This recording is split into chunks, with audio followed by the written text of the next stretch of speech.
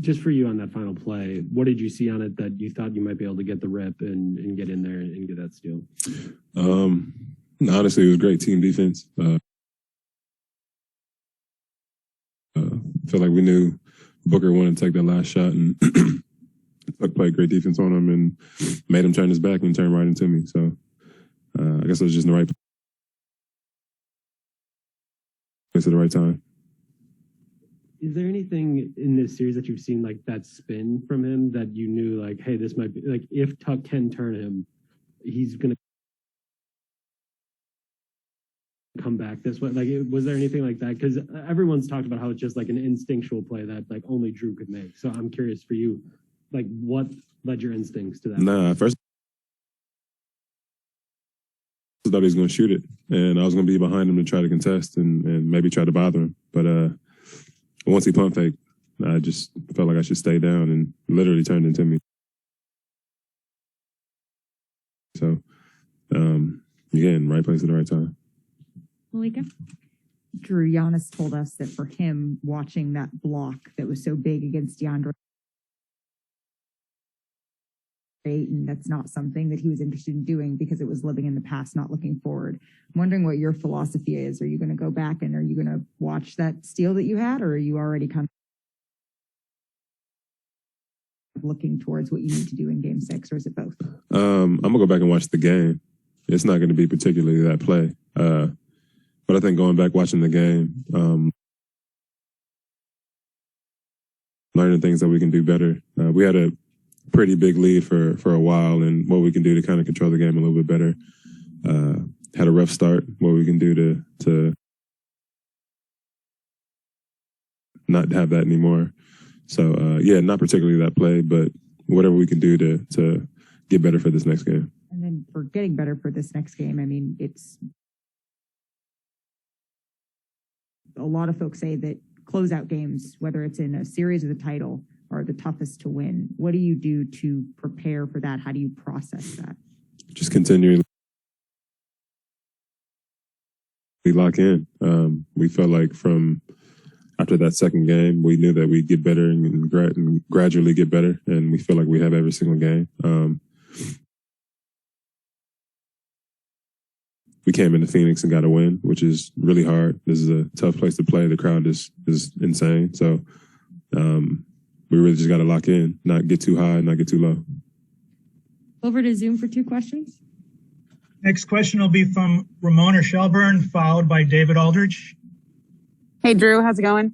Hey, I'm just wondering, you know, we always talk about aggressiveness with you, and you get all sorts of questions about that. But who's in your ear, you know, in between these games, in between these in these series, telling you, you know, and how to manage that, how to manage, like, you know, your shot's not falling or it is falling. Who do you get advice from?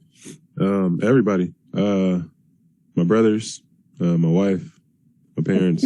I think during the game, though, most of the time it's probably Vin Baker. Vin Baker's always in my ear, continuing to tell me to be aggressive, continuing to tell me to pick up full court and make it hard on Chris and Book, continuing to tell me that I'm the greatest. So, yeah, I give a lot of credit to him. What's your dad say? My dad thinks I'm the best player in the world, so he wants me to take more shots, which there are a lot of them that I do pass up, but take more shots. He just feels like I can do everything. Play 48 minutes. I don't need to come out. I don't need a break. But really, just be aggressive the whole game. That's a good dad. Yeah, thanks. Yeah. Hey, Jrue. After you rip Booker, I mean, you bring the ball up past midcourt. You know, most guys would have pulled it out, waited to get fouled in that situation. What got you to? I'm gonna throw this oop to Giannis. Well, that's what I was going to do. And Chris, I think, kind of played in between, but Giannis took off and he was calling for the ball. So at that point, I just threw it as high as I could, and only where Giannis could go get it, and he went up there and got it. Was there any part of you that thought, oh, I might have thrown it a little too high in that one? Nah. He's I mean, they don't call him the freak for nothing. So I threw it as high as I could. Brian to the left. You guys are rolling so much offensively for the second and third quarter. does your mind ever wonder, okay, we might not have to really lock in today. We might actually win this game offensively. And then all of a sudden, when it does get close, is it hard to all of a sudden, make that kind of play when you haven't had to rely on it for the last, 15, 20 minutes? No, I think we always have a hand, or our mind is always on defense. I feel like that's why we've got to this point now. We know that they have great scorers over there, and man, Book he's hitting some tough shots, and a lot of the times there's nothing you can do about it. So I do think that we always have our mindset on defense, but when we get rolling on both ends, I feel like that's kind of where we kind of get into our groove. You see Pat making big plays, Giannis in transition, Chris knocking down threes, Bobby flexing on people. So it's I feel like when we're in a groove like that, we kind of keep our heads on. Yes, offensively we're going, but defensively we still need to lock in. Tim on the left. Jrue, you've been consistent all the way through the playoffs that whenever you have an off shooting night, you're going to come back and do the same thing again. But was there anything different about today in terms of how you guys as a group got going, and in particular in that second quarter when you really kind of took control offensively? No, I think it all started with stops. That first quarter, they came out hitting and they were hot. Crowd was into it. I feel like we got stops and started playing faster. It's a lot easier to play faster when the ball's not going through the hoop. So getting stops, getting down transition, just making plays, and that's how we like to play. Rohan here on the right. Jrue, speaking of your offense, obviously you had some ups and downs up until this game, and you had your best offensive game. When the shots are falling like they were tonight, did you feel a sense of relief to a degree at the beginning of the game, or does that thought not really cross your mind? It doesn't really cross my mind. I feel like at the end of the day, whatever I can do to help my team is most important. I went 4 for 20 the game before, and we still won. I know that I can do other things to affect the game. So, but when my shot is going and I'm trying to make plays for others, it is definitely an added bonus. Sam in the middle. Jrue, about a minute left. Giannis misses those free throws. A few of you guys seem like you went and checked on him. I just wonder, is it to the point where even if he has a tough moment like that you don't question how locked in he's going to be? I mean, because that oop, obviously, he's got to be with you to complete that play. Yeah, we definitely don't question how locked in he is. I think Monty did a good job of trying to ice him too. That first free throw he missed, and they called that timeout. And these timeouts are really, really long. But I think they just did a good job. But Giannis goes up there with confidence every time. You can see it in his face. So we definitely had confidence in him. I thought he was going to make both of them. Jim? Hey, Jrue. Going back to the second quarter, you guys are down 16 to start. Giannis is on the bench. 11-3 run, they call timeout. I mean, it's not often that Bud kind of decides Giannis can still sit here. What did that say to you guys, I guess, as that group of five, as you're making that run to get back in the game? We had it going. We had a groove and just continue to make things happen. I feel like we were playing for each other. And when you're out there doing that, I don't know, sometimes you have to just stick with the people that are out there. Yes, Giannis adding them back into that. I feel like that's where the lead really went up. But when you have guys out there making plays and doing all that, it's sometimes you just got to stay with it. Paulo?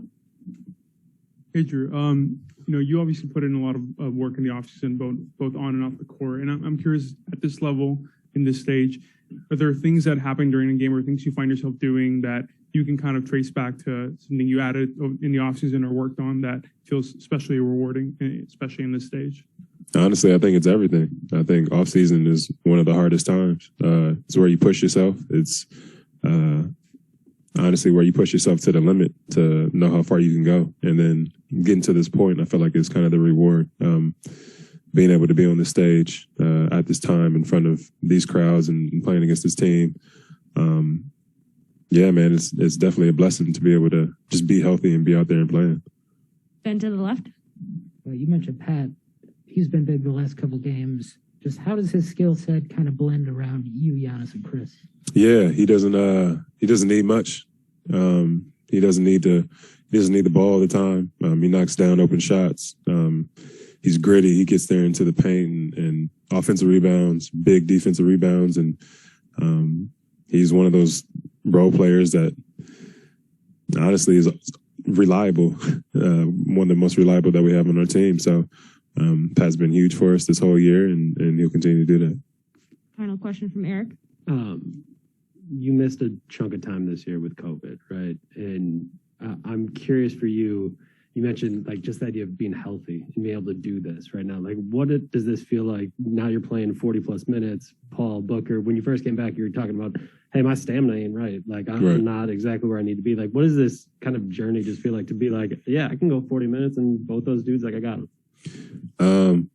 I feel like now it's just, you got to get your all. Like, we're literally coming down to the last game or two.